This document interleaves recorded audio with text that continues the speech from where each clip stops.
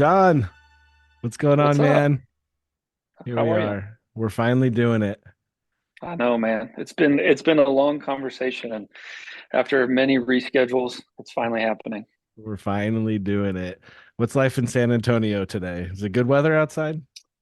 It was cloudy today. Thousands and thousands of people were here in the quote unquote hill country of Texas because of the eclipse. Oh yeah. And so, about an hour from here, Fredericksburg, there were hundreds of thousands of people.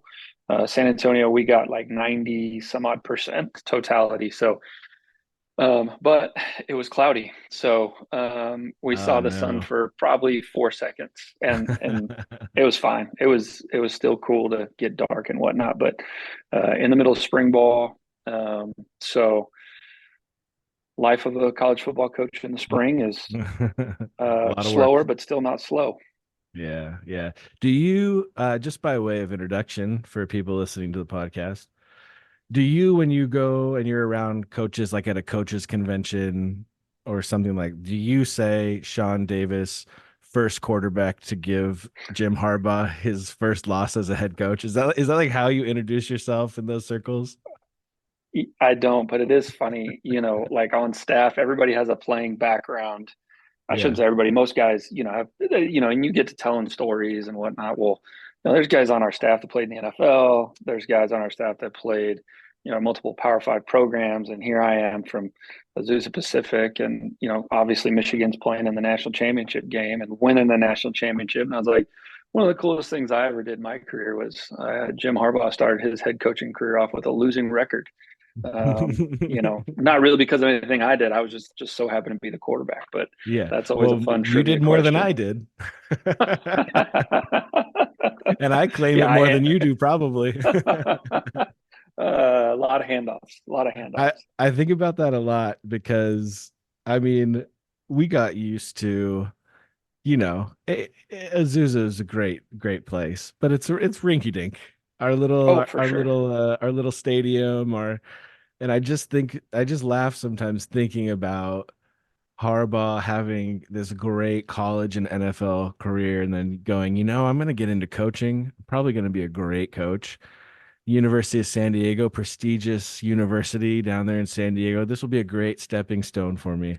And then week one, he gets on a bus, drives 2.5 hours to our dinky little place, which I, to this day, I was thinking about it. I don't even know what the visitors' locker room was. Right. There wasn't like when we were there, obviously there wasn't one. It was like they used the baseball locker room and where the old gym used to be, like the old rec center or whatever. And I think somebody said that they would just like meet in the little plot of grass outside the building because there was no meeting space. There was like 12 lockers in there. So I'm sure it was, I mean, it was, there's no other way to put it. I'm sorry. It was a shithole. Like Yeah, it it was. was. It was. I just picture him losing that game to us and then getting on the bus and driving back going, "What am I doing?" I'm not Yeah. sure. Yeah. Questioning every life choice. But he turned it around real quick and he did okay for himself. He did. That next year they got after us bad, and I think they only lost one game that year. And Yeah. then I think he was there 2 years, and then he was at Stanford. Yeah. And we lost bad to brand new quarterback Josh Johnson, who I think is still in the league. As of last year, he was. I don't know if he Still was this bouncing year, but around. I know last year he played for the Niners in the NFC Championship game. Yeah, wild, wild. Do you have fond memories of playing? Do you miss playing? I I miss being young and in shape. Um, from like what I miss is what we talk to our guys all the time about is you miss the relationships. I miss the locker room. I miss, Friday nights at the hotel, like traveling. Like as a coach, those are some of the things that I enjoy the most is going on the road, being in the hotel. It's just you. Like there's no distractions. It's the Yeah, players, the staff, like that's it. And you're on a for lack of a better term, you're on a mission. Like it's a business trip, but it is this mentality of it's us against them. There's a very clear objective, and we're not going to let anything get in the way of that objective. Now, when I look back on the playing days, I miss that, but I miss just the relationships. I miss being around the guys. I miss that shared experience of straining and pushing and pursuing something together.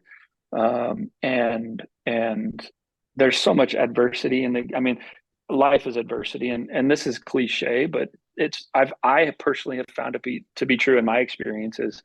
Like, there's no better teacher for the game of life than the game of football, Yeah. and for a myriad of reasons. And so people don't always want to choose hard. And by playing football, you're constantly choosing the hard, but you get to go through those hard things, those challenging things, and therefore the rewarding things with a group of people that there's no other shared experience like it. I've never experienced anything else like that before in my life. So that is what I miss. Yes, I miss the competition for sure. Um, but it's the relationships and the character development with other like-minded people that you'll never find that again. Yeah, yeah. I've been thinking a lot about that time in my life and things that I learned and things that I regret from that time. Mm, And I think the number one thing that I've come to terms with is I just wanted to be around my teammates. Like I yep. was having so much fun. I really didn't enjoy playing football. Hmm. And so I think about that time in my life and like I was working hard enough to not get in trouble and working hard Yeah. enough to like be Yeah. part of the guys, Hmm. but I never excelled because I didn't really enjoy the game Right. because that other part is so can be so strong and so valuable. No, 100%. Like I remember certain plays of certain games. And I remember certain play calls because your mind is weird like that. And being a coach now, like it's always been, my mind has kind of always worked that way. But, to your point of like your senior year, my junior year, when we lost in the semifinals, I was super emotional. I was not emotional because we lost. Like, I was emotional because we lost, but that meant, and the emotion came from the fact that that group of people was never going to be together ever again, Yeah. ever. And that's the beautiful part about it is every year, especially, I mean, this is a whole nother conversation, but especially now with the transfer portal and all these kinds of things, like, the coaching profession is transient in and of itself. But, back in those days, as we're a little bit older now, like that wasn't, as common. And so that is what I treasure and what I hold with me and carry with me were those experiences with those group of guys, with you and our roommates and our teammates and all of that. Like that can't be replaced. And it was some of the best times of my life. Yeah. Your coaching journey has been interesting, man. You I mean, it's interesting because when we were at APU together, you got a ministry degree and I got a PE degree to coach, and now I'm in ministry and you're coaching. I That's still right. think we should petition the university to just swap them. That would Um, be awesome. It wouldn't do but anything for me. Maybe it would do something for you. I don't know. I mean, you started almost at the bottom of where you can Yeah. start. JV high school football. Was it Freshman. It was freshman. freshman football? Yeah. You were doing ministry at the time. Did you start coaching because you wanted to coach, or did you start coaching because, hey, this is part of the ministry I'm doing. I get to meet a bunch of kids. Was it a conscious decision of, oh, I want to try this coaching thing, or was it just part of what you were doing? It was a little bit of both. It was, I mean, obviously the ministry aspect of it, like it doing Young Life and working with high school and junior high kids, like that was, and I just got done playing, like I just graduated. And so I didn't want to play anymore, but I didn't want to just go cold turkey from the game. And so I was able to essentially kind of check multiple boxes where I was still able to scratch that itch. And that itch at the time was just being around football. It wasn't necessarily coaching or anything like that. Like, I want to coach. It was, I want to still be around football. And this is the best way that I can do my job and still build and develop relationships and be known in the community. And over time, over the next 3 to 4 years, that's not true. It wasn't the next 3 to 4 years. There was very clearly a catalyst, and it was when our mutual friend one of my closest friends, Dave Canales, when he got hired at the time at USC For five by Pete minutes. Carroll. Yeah. And we had a very candid conversation. And he's like, "You're wasting your gifts." And I'm like, what do you mean? He's like, "You can do just as much good ministry coaching football as you can in any church, in any organization, whatever that is." He's like, "But you're a coach, and you should think about this." And at the time, I didn't want to. I loved Young Life. I still love Young Life, but I loved doing Young Life. We loved where we lived, the community, all that stuff, and I just could not get this inner turmoil. Like, I could not solve it. I couldn't put it to bed. And a span of 3-4 months, like my passion and my goals changed very clearly.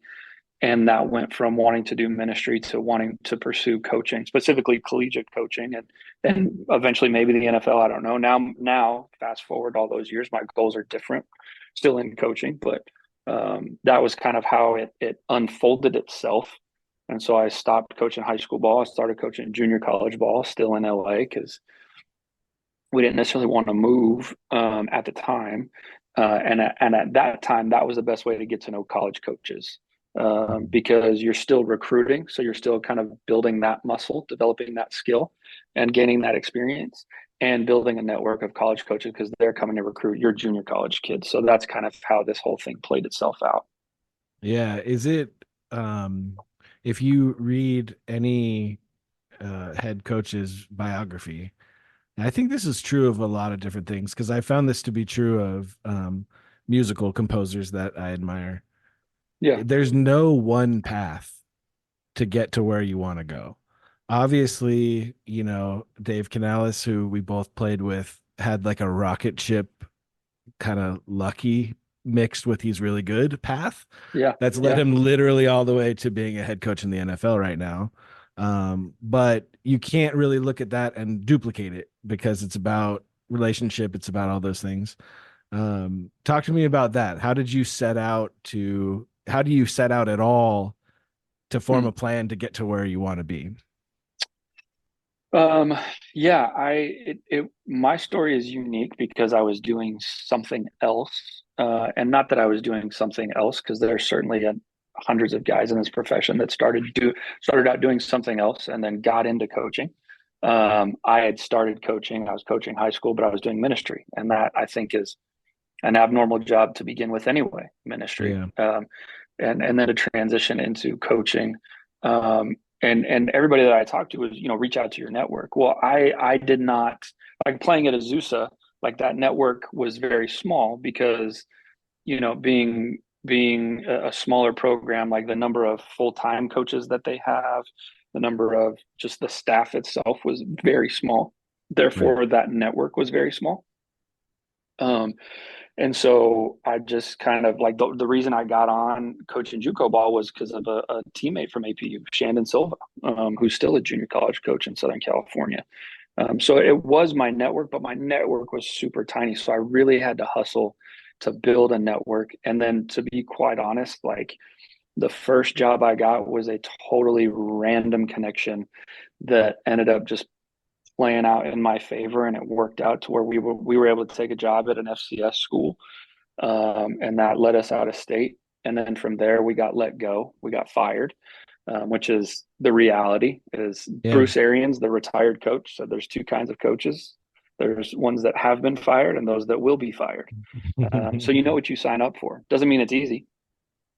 So we got fired, through another kind of random connection from SC back when Dave Canales was there. A guy named Justin Mesa. He was at the University of Wyoming. He got my foot in the door there. I went there. Two guys I worked with at Wyoming knew a guy that at the time was at UTSA, who hired me at UTSA. That's Jeff Castle, who's now with the Tampa Bay Buccaneers. And then the head coach at UTSA got let go.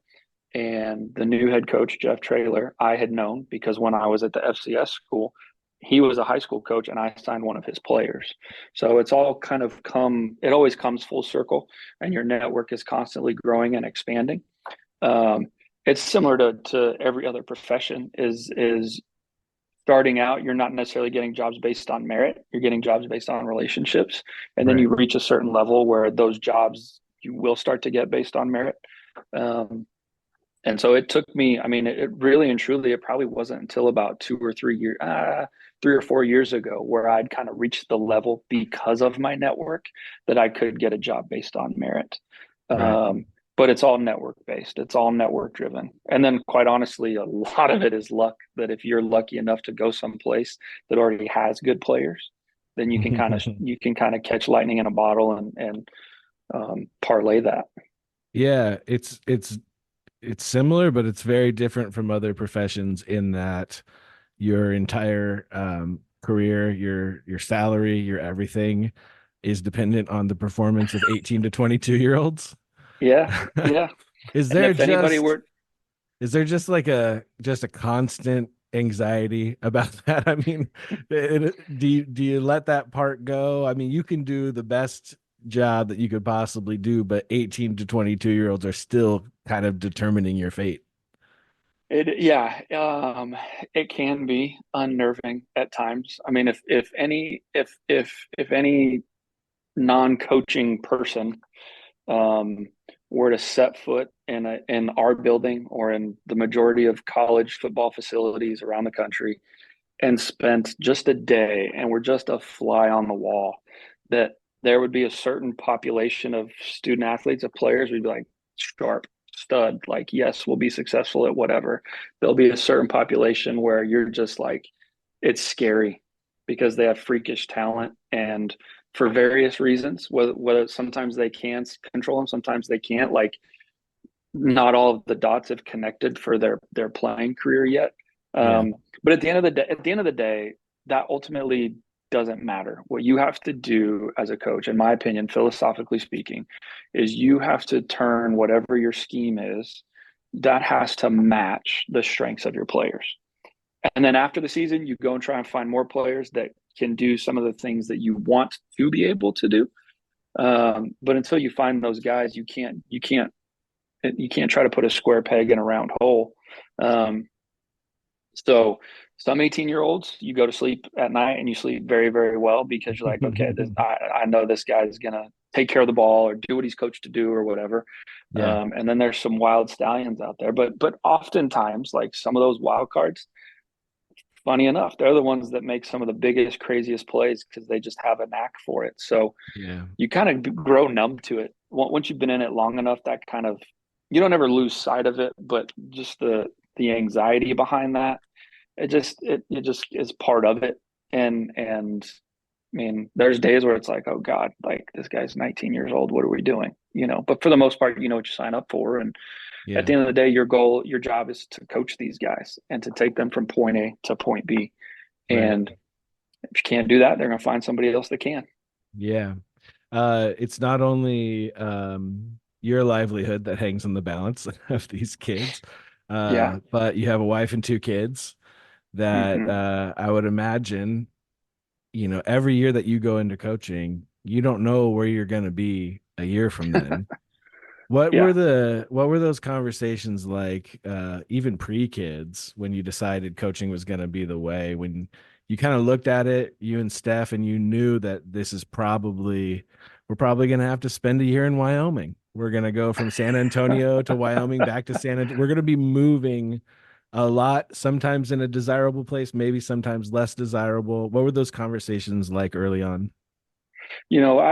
Once we kind of were on the same page about, because I didn't want to do this if she didn't want to do it, because we knew some folks that I know some guys that have lived in or not lived but have moved 10 times in 9 years, Yeah. or have moved 8 out of the last 10 years. You're taking jobs all over the place, and maybe by design, maybe not, but when we first set out to do this, we came to an agreement that every year we're going to constantly reevaluate.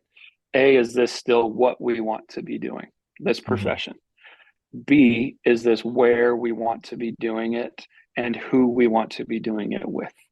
And that's kind of been every year. I have a note on my phone every year on our anniversary. Our anniversary is in May.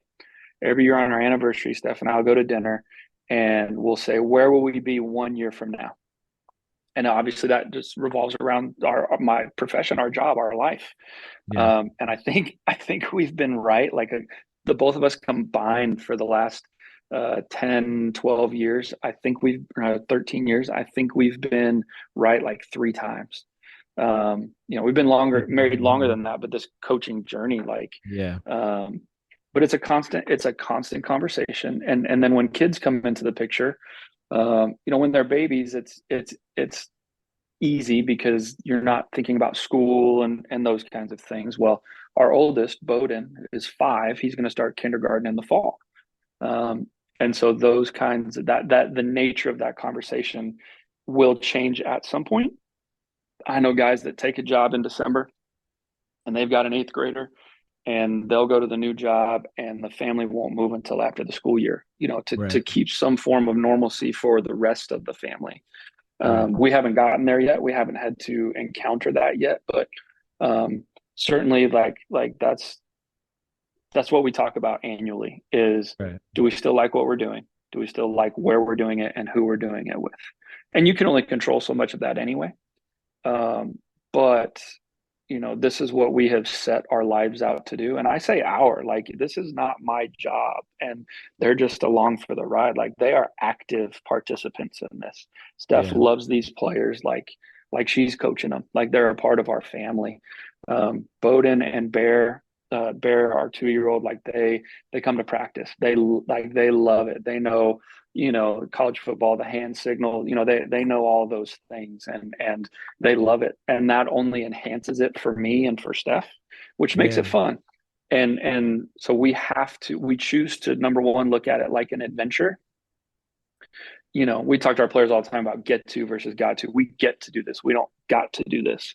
And Steph and I don't literally say that, but hey, this is an adventure. Like who would have thought ever in a million years that we would live in Wyoming, and B, that our son Bowden would be born in Wyoming. Like your birth certificate says Wyoming, dude. Like you were born in Laramie, Wyoming.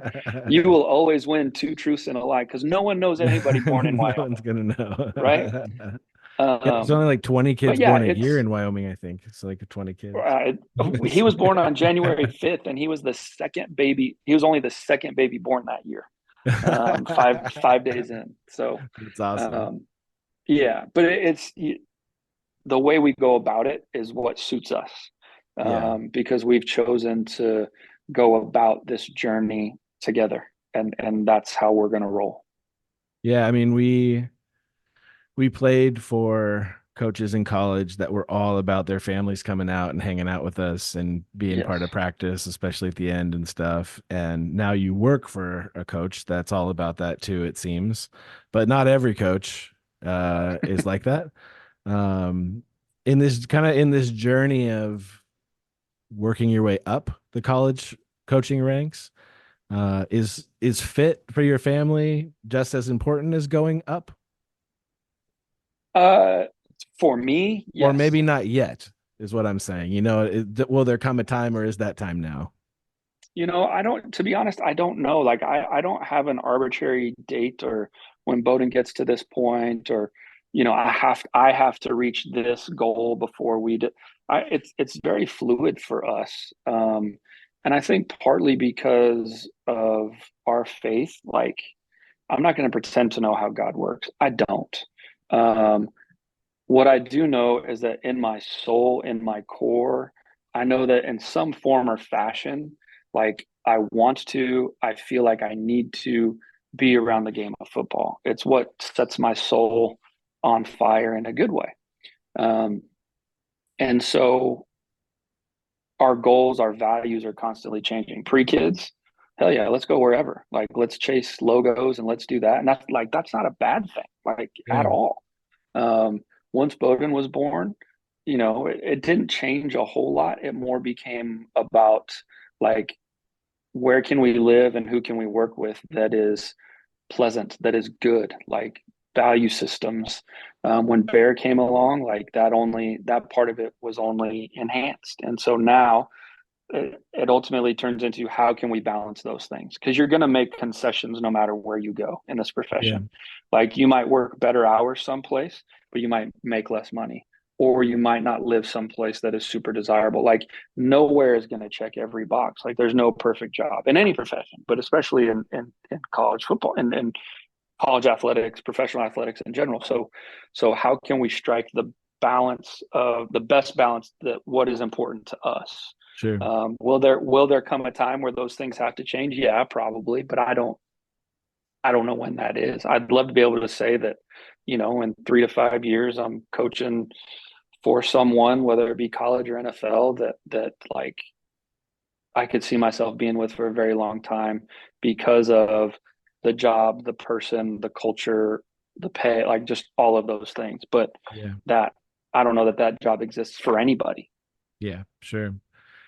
We've talked about how every journey is different, and it's a lot of luck. It's a lot of who you know. It's a lot of timing. It's a lot of those things. How do you measure success individually as a coach? Obviously, there's wins and losses for a team, there's things like that. But how do you navigate that? Are you able to like sit back at the end of the season and go, I was successful this year? How are you able to manage those thoughts and feelings?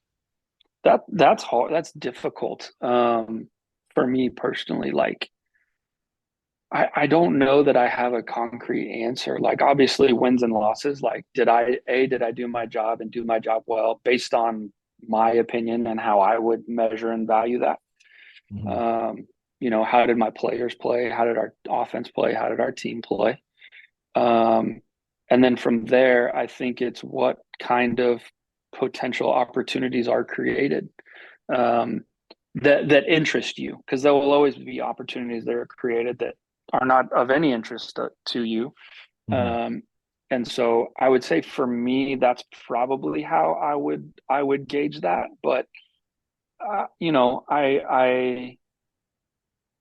one of the things that I've wrestled with recently is like we always talk about like creating value. How can you create value wherever you are? Well, so many times we tie that value to our personal value, and that's Mhm. that's an age old question for every human, and that's something that everybody wrestles with. Um, and so for me, it has become far more, like I mentioned, just from a career standpoint, like it's become far more values based. Like, hey, am I still creating value for myself in this place? In terms of what is my role here? How am I increasing things? Um, and then am I still do I still feel challenged here? Do I still see room for growth? And if not, can I create an opportunity for myself to continue to grow? Because I still want to climb the ladder, Yeah. but not. But the question in my mind constantly is at what cost? Like, what are you willing to give up? Yeah. And I don't know the answer to that right now. And I think I would only know the answer to something like that is if it really came along and I had to entertain that. And there were a couple things in the last couple months where, um, I was talking to some people about some different jobs and those kinds of things, and they didn't pan out. But each of those came with its own set of unique challenges that were both really exciting. Yeah. And also like, okay, there's certain concessions that have to be made here, which isn't a bad thing. So um, as I ramble through this, No, it's it's all I good. don't I don't have a concrete answer for that. Yeah. I'd love to be able to say like, hey, we went 9-4 last year. We won our first ever bowl in program history. Like, hell yeah, it was a successful year. But it doesn't always work like that. A plus in this profession, A plus B does not always equal C. Yeah. And you have to always bear that in mind because people are constantly getting hired and fired for things they can and cannot control. And so, how I can maintain my sanity and continue to enjoy this job, this ride is values. Are those values still being matched? Am I still being challenged? And do I see a future for myself in this place? Right.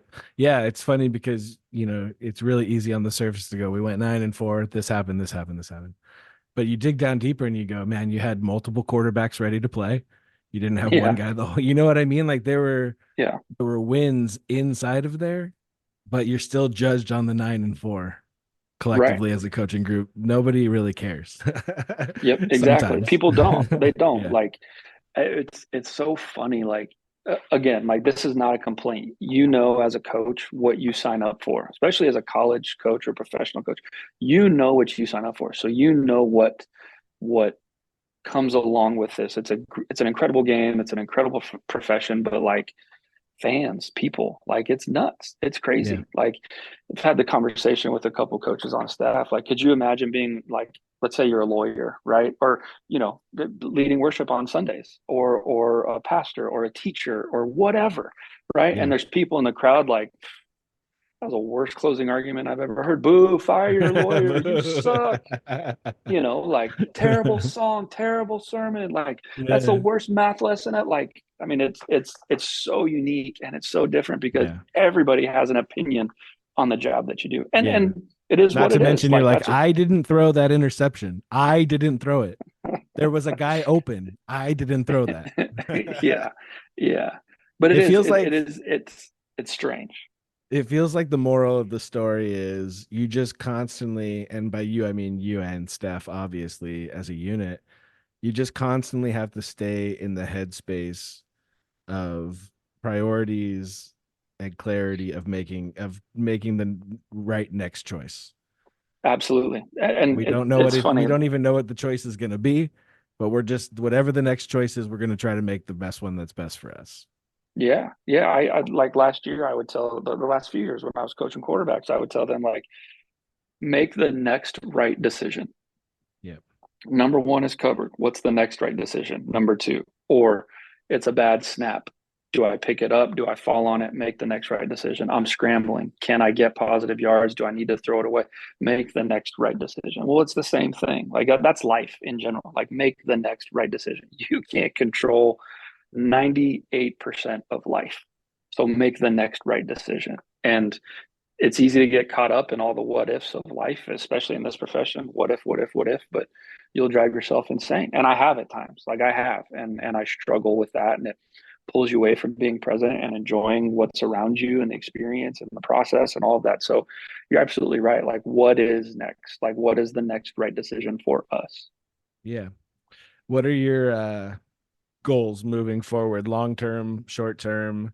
I know it's the next right decision, but you still have things you want to accomplish, little steps you want to Yeah, take. I mean, is calling plays the next thing on the list? Being a coordinator somewhere, is that important to you? Is being a head coach eventually important to you? Like, what does that look like for you?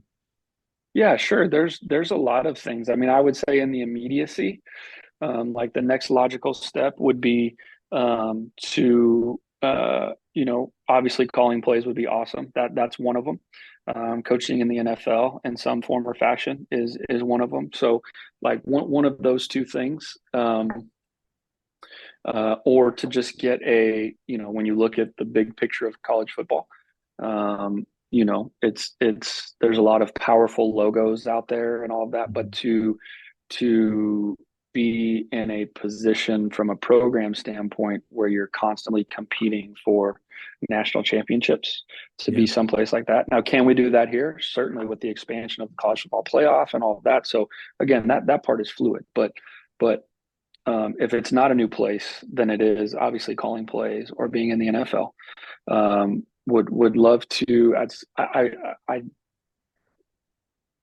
I used to say I absolutely want to be a head coach, and I still do. I still do. But I would say there's an asterisk next to that because of how the nature of college football has changed from NIL.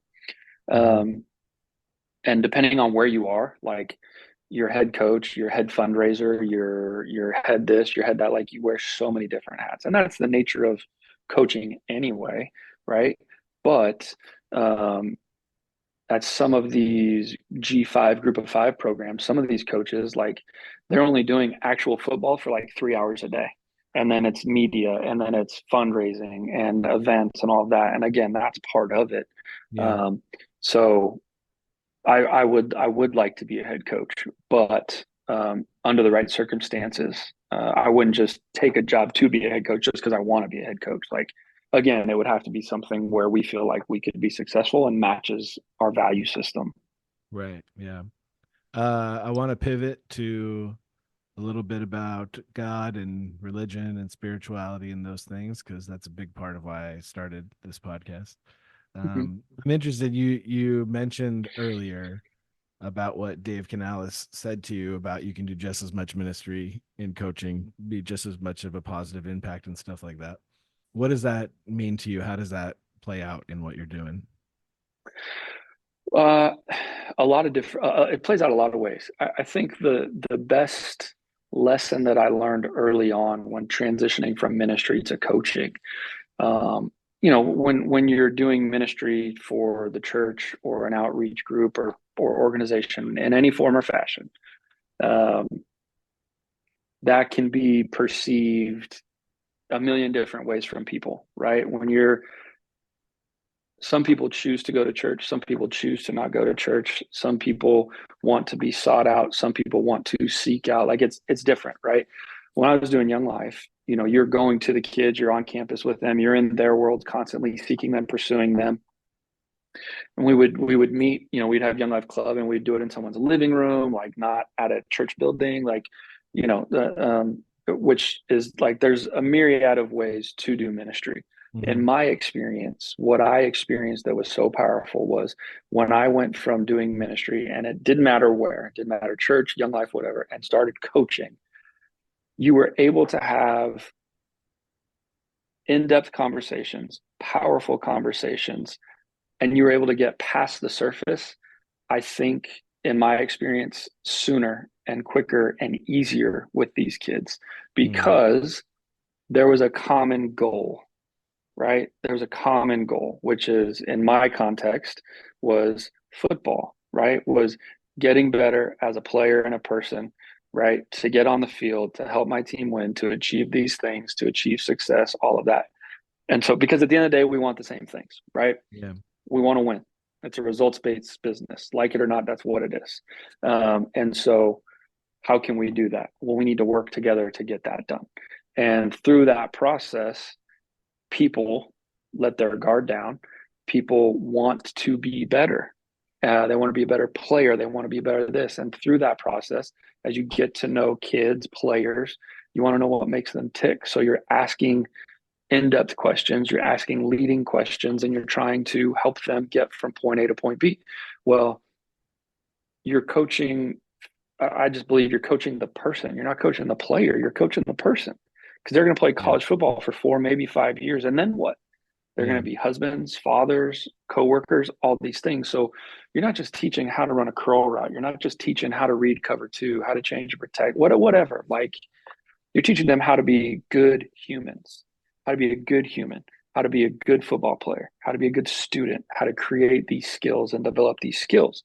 And so, far more, I should say, just from a volume standpoint, I wouldn't say the level of impact was any different, but just the Yeah. sheer number of conversations, maybe not lives changed, but conversations and experiences.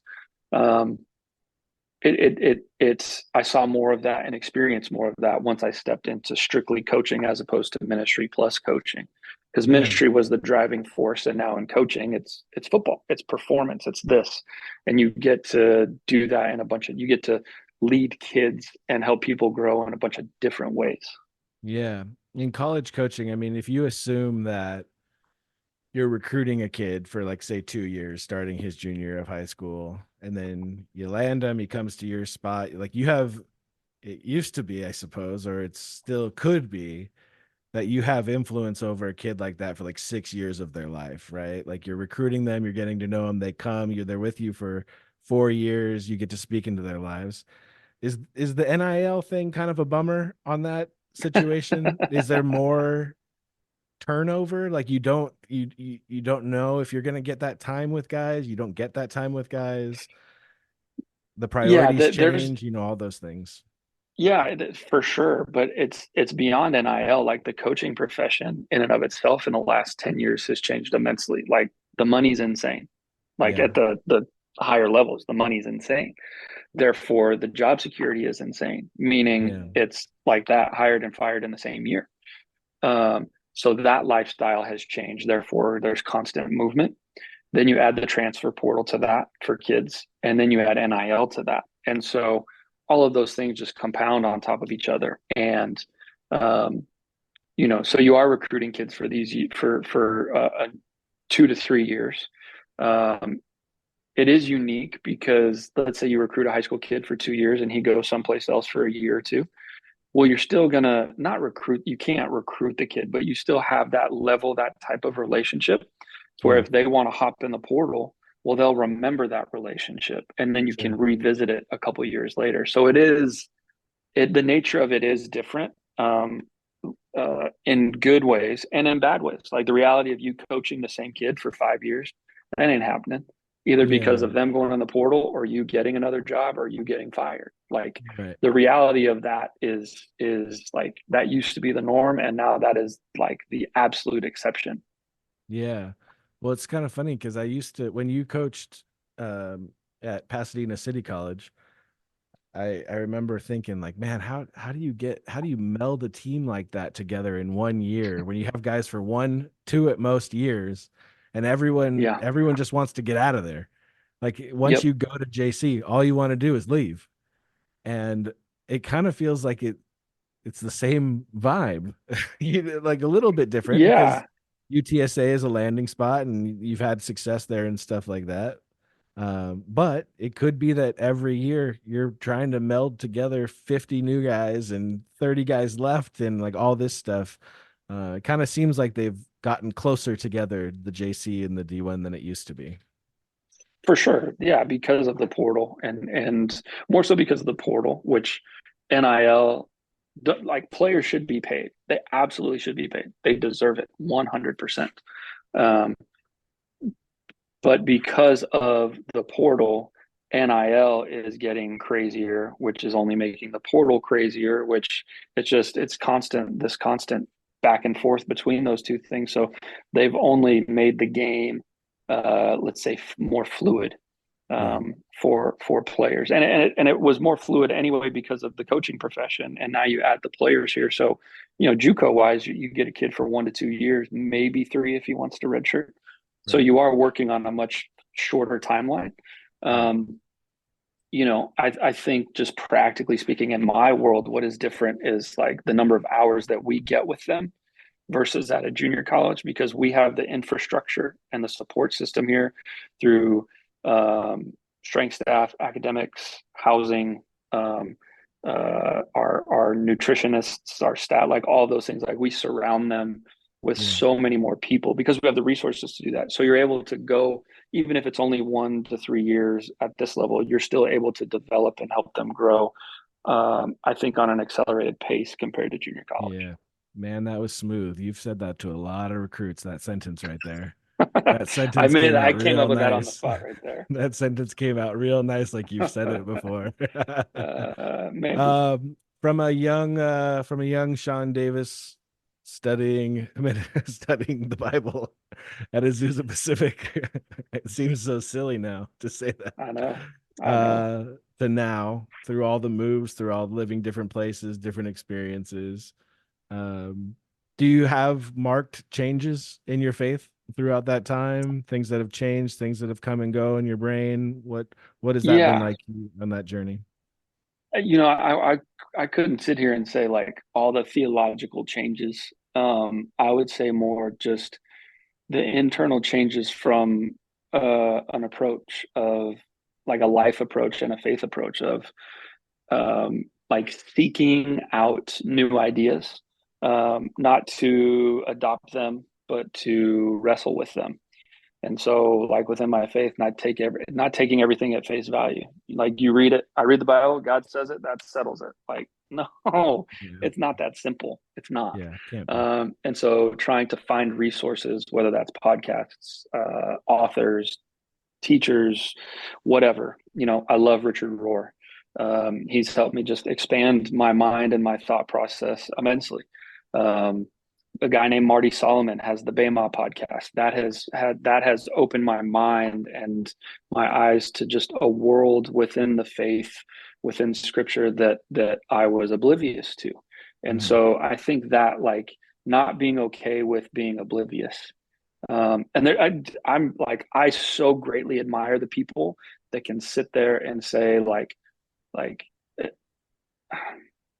I admire the people that can sit there with their faith and say, like, this happened because of this reason. Like, God's got something better in store, or like, God's got me. Like, I so badly want to be that way.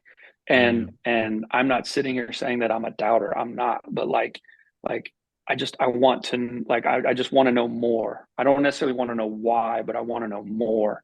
And it's an Yeah. unsettling feeling, which I've grown to appreciate because it's enabled me to, I think, grow in my faith and to explore areas of it and depths of it that weren't there before. New thoughts, new ideas. Now, God is still God. Jesus is still the Messiah. Like, I don't dispute any of that. I love that. Like, but the days of reading one theologian and only one theologian because this aligns with what I think, for Yeah. me personally, like, those days in my life are gone. Now, I said I love Richard Rohr, so I read a ton of his stuff, but there's other people that I read, or you know, podcasts I listen to, or Instagram accounts I follow, or whatever, where I can try and fill my day or my mind or my life with things that make me think and make me wrestle with it. And I value that and I like that. And there is Yeah. something that is very unsettling about that. God is so much bigger than anybody, any of us can ever fathom. Richard Rohr, like, how dare we put God into a box? Yeah. Right? How dare we do that? How dare we try and limit him? We can't limit him. We can't even wrap our minds around that. So trying to be at peace with that thought while still trying to explore and learn and grow in my faith with Yeah. um, new thoughts, new ideas that challenge me. You So might you might say that you those want to days of me see sitting in Acts Romans class and just taking notes and being done with it, like, that's not happening anymore. Exo Dude, baby. You might say that you want to try to see the whole elephant. The Amen. The whole whole elephant. elephant, not just Yeah. the part of the elephant that I touched first. Visuals are always good for a podcast, but this is prominently displayed in my office here. It's a guy holding a question balloon floating in the air, and the guy I love holding the it. definitive exclamation part is I down love on the it. ground Oh because yeah. Oh questions are yeah. way better. Did you feel like when you started to go in that direction of feeling that way? Because obviously I started this podcast because I feel the same way, of wanting to expand my perspective and even outside of Christianity, see what other people were doing and how they were living. And that's really why I have this podcast. Did you feel, was that like natural to you, or did you feel Hmm. guilty? Was there like that old school Christian guilt where you kind of felt like, a little Yeah. uncertain, should I even be doing this? For me personally, I didn't feel guilt. I felt like God was very far away. Mm, I felt like he was very distant, and I didn't know what to do with that. And God's proximity to me and in my life never changed, mhm. ever. I think it was just me wrestling with new thoughts and new ideas and not just straight up not knowing how to process them and not knowing what to do with them and how that impact or did not impact certain parts of my faith. Um, I mean, because at the end of the day, let's like, in my mind, like, it's this has such a negative connotation, like it's deconstruction. Like, I am I know. not I leaving hate the that word faith. so much, but it's like the Right. only word we have, so we have to use it. Exactly. Like, I am not leaving my faith. Like, I feel like my faith has grown immensely. In some ways, I would say it's stronger than it's ever been. And in some ways, I would say it's more fluid than it's ever been. Like, two things can be opposite and true at the same time. Like, there's Yeah. nuance to this. It's not black and white. Um, but I never felt guilt. It was just, I think it was, as I was seeking new information, in some ways, I felt like I was seeking God. And when I didn't find a concrete answer or something that I could push up against, it Yeah. was like trying to get my bearings back again.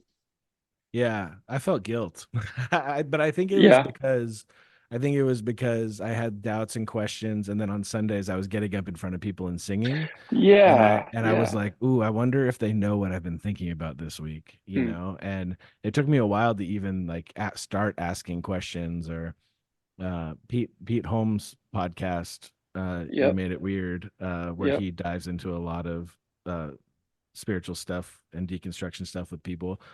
His podcast felt like it was the only friend I could talk to for like a good 6 months. Like Yeah. almost like I'd go in secret and listen to his podcast so I could ask my questions in my head and like, oh, Right. but I'm not going to Right. tell anybody. And just the immense amount of freedom I've felt from my boss, Pastor Dave, and my family and people around me of going like, no, your questions are good, man. And Yeah. I remember Pastor Dave saying, if God can't handle your questions, he's pretty small.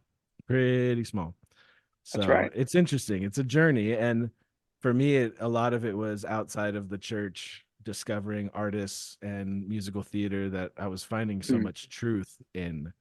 And like you can't like claim a monopoly on truth in Christianity if you're finding it other places written by Yeah. people who have no interest in Christianity. So it's Yes. just like what is this? What do I do with this? And the deconstruction thing I think is interesting because I want to deconstruct, and I like the word fluid you use because I have no interest right now in like reconstructing anything.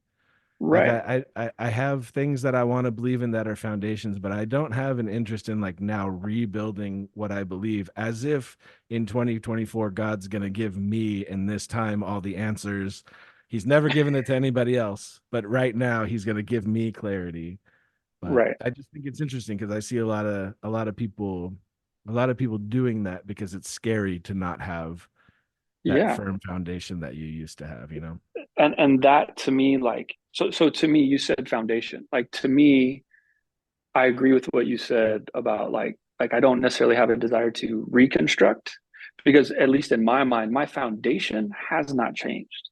Mm-hmm. Like the foundation in terms of who God is in my life, that He is at the center of my life, that Jesus, the Bible, Scripture, like those foundations, like that foundation, those things together, like hasn't changed. What it means or how it interacts with my life, sure, that maybe changes a little bit, but now I'm not sitting here trying to construct these rigid walls and build an A-frame or whatever. Like the foundation is there, great.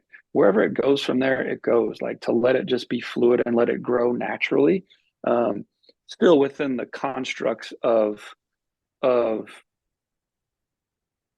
some core, I guess, core beliefs, and that God is real, Jesus is real. Did everything happen in the Bible? I don't know. Does that need to change everything, like the whole core nature of my faith? No, in my opinion, it doesn't. Yeah. I'm still going to hang my hat and live my life according to these values, and then pursue the nuances, however it interacts in my life. Yeah. Awesome. Well, dude, I so appreciate you doing this, man. Yeah, Usually this man. is the time that I say, how do we follow your journey? What are you on Twitter? What where can we find you? I am on Twitter. I spend a lot of time on Twitter due to my profession. Twitter Yeah. and Instagram. I think it's the same on both. It's Coach Sean Davis, SEAN. Coach Sean Davis. I'm on there. So a lot of DMs with 18 to 22-year-old high school football players trying to recruit them and interact with them. But yeah, I'm on there. If you want to check me out, see what's going on in the world of football, Awesome, man. Send my love to Steph and the boys, and I I appreciate you, will. bro. Love you. Appreciate you, man. Love you.